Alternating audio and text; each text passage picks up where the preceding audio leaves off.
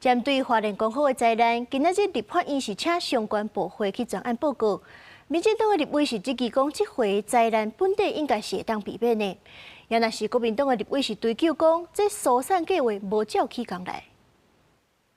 5秒吗？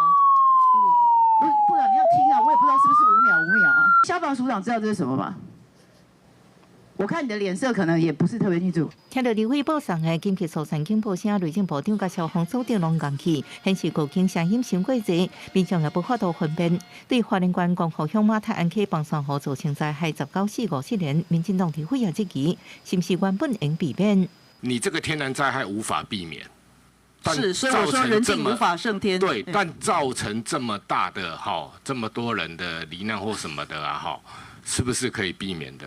我们尽量要能够避免未来的防汛演习，可不可以把这个撤离，这个是当成标准最重要的演练之一嘛？是，你就回答是就好了。你刚刚问那么多，这是人命的事哎。强制撤离是由哪一个单位来执行？还是由地方政府，包括花莲县政府以及3个乡镇公所？胡说八道。 由国军跟其他的人来协助。胡说八道。